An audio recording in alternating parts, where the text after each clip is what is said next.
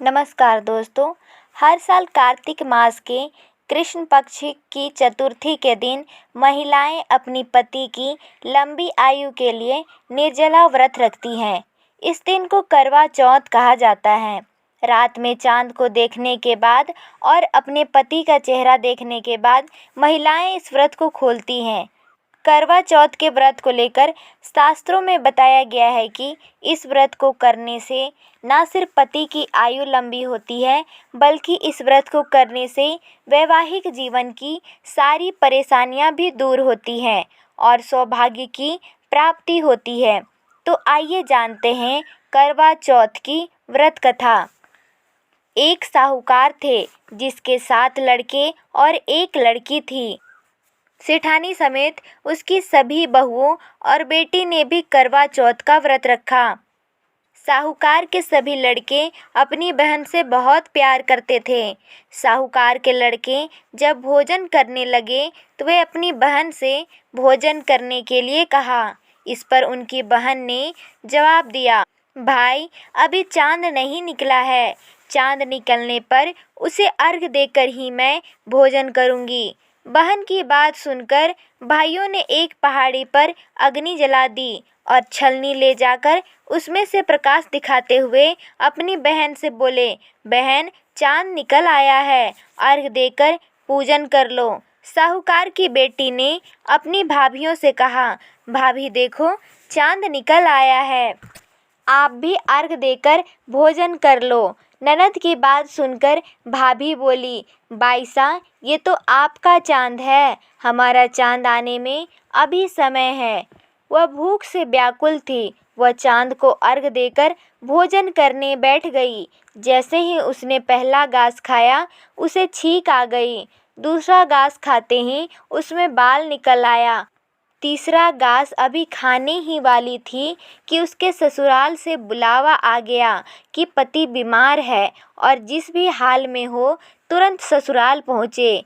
उसे विदा करने के लिए माँ ने जब बक्से से कपड़े निकाले तो वो काले कपड़े मिले। दूसरी बार सभी कपड़े सफ़ेद निकले। बेटी ने कहा, माँ तुम रहने दो, मैं चली जाती हूँ। माँ घबराकर बेटी से बोली, बेटी रास्ते में जो भी छोटा बड़ा मिले सबके पैर छूकर प्रणाम करना। जो भी पूर्ण सुहागन होने का आशीर्वाद दे तो वहीं अपने पल्ले में गांठ बांध लेना। बेटी बोली, ठीक है माँ, और वह अपने ससुराल के लिए चल दी। रास्ते में उसे जो भी मिला वह सबके पांव छूती गई। सबने सुखी रहो, पीहर का सुख देखो, खुश रहो का आशीर्वाद दिया। ऐसे ही वह अपनी ससुराल पहुंच गई। ससुराल के दरवाजे पर छोटी ननद खेल रही थी। जब उसके पांव छुए तो उसने आशीर्वाद दिया, सदा सौभाग्यवती रहो, पुत्रवती रहो और पूर्ण सुहागन हो। यह सुनते ही उसने अपने पल्ले से गांठ बांध ली। घर के अंदर गई तो उसने देखा कि उसका पति मरा हुआ जमीन पर लेटा है। उसे ले जाने की तैयारी हो रही है। वह बहुत रोई, बहुत चिल्लाई। जैसे ही उसके पति को ले जाने लगे वह रोती चिल्लाती हुई बोली, मैं इन्हें ले जाने नहीं दूंगी। फिर भी जब कोई नहीं माना तो वह बोली, मैं भी साथ जाऊंगी, और वो नहीं मानी तो सब बोले, ले चलो साथ में। जब पति को जलाने का समय आया तो बोली, मैं इन्हें जलाने भी नहीं दूंगी। तो सभी बोले, पहले तो पति को खा गई, अब उसकी मिट्टी भी खराब कर रही है। लेकिन वो नहीं मानी। गांव के और परिवार के सभी बड़े लोगों ने यह निर्णय किया कि इसे यहीं रहने दो, इसके लिए एक झोपड़ी बनवा दो। वो वहाँ अपने पति को लेकर रहने लगी। वो पति की साफ सफाई करती और उसके पास बैठी रहती। उसकी छोटी ननद दिन में 2 बार आकर उसे खाना दे दिया करती।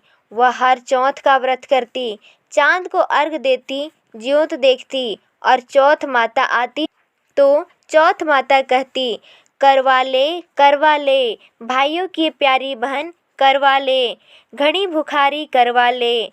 तो वह चौथ माता से अपने पति के प्राण मांगती और चौथ माता उससे कहती कि जब हमसे बड़ी चौथ आएंगी तो उससे अपने पति के प्राण मांगना। ऐसा करते करते सभी चौथ आई और सभी यही कहकर चली गई। आश्विन की चौथ बोली, तुझसे कार्तिक की करवा चौथ माता नाराज हैं, वही तेरा सुहाग लौटाएंगी। जब वो आएंगी तो उनके पैर मत छोड़ना। जब करवा चौथ आने वाली हुई तो उसने अपनी छोटी ननद से 16 श्रृंगार और सुहाग का सारा सामान मंगवाया और करवे भी मंगवाए। सास ने सोचा, पागल हो गई है, जो मांगती है दे आओ। साहूकार की बेटी ने करवा चौथ का व्रत रखा। चांद निकलने पर अर्घ दिया, चौथ माता की जोत करी। जब चौथ माता प्रकट हुई तो चौथ माता बोली, करवा ले 7 भाइयों की प्यारी बहन करवा ले। दिन में चांद उगाने वाली करवा ले, घड़ी भुखारी करवा ले। उसने उनके पैर पकड़ लिए और बोली, माता मेरा सुहाग वापस कर दो। चौथ माता बोली, तू तो बड़ी भूखी है, 7 भाइयों की प्यारी बहन है, तुझे सुहाग से क्या काम। तब वह बोली, नहीं माता नहीं, मैं आपके पैर तब तक नहीं छोड़ूंगी जब तक आप मेरा सुहाग वापस नहीं करेंगी। चौथ माता ने सुहाग का सारा सामान मांगा तो उसने एक एक करके 16 श्रृंगार का सारा सामान माता को दे दिया। चौथ माता ने अपनी आंखों से काजल निकाला, नाखूनों से मेहंदी निकाली और मांग से सिंदूर निकाला और चिटकी अंगुली का छिटा दिया। उसका पति जीवित हो गया और चौथ माता जाते जाते उसकी झोपड़ी पर लात मार गई, जिससे उसकी झोपड़ी महल बन गई। जब छोटी ननद अगले दिन खाना लेकर आई तो उसने देखा कि भाभी की झोपड़ी की जगह तो महल खड़ा है। वह ननद को देखते ही दौड़ी दौड़ी उसके पास आई और बोली, देखो बाईसा, आपका भाई वापस आ गया। घर जाओ और सासू जी से कहो गाजे बाजे के साथ हमें लेने आए। ननद दौड़ी दौड़ी माँ के पास जाकर बोली, माँ ओ माँ, भाई जिंदा हो गया। माँ बोली, उस भाभी के साथ तेरा भी दिमाग खराब हो गया है। ननद बोली, नहीं माँ, मैंने देखा है, भाई सचमुच जिंदा हो गया है। भाभी ने गाजे बाजे के साथ हमें बुलाया है।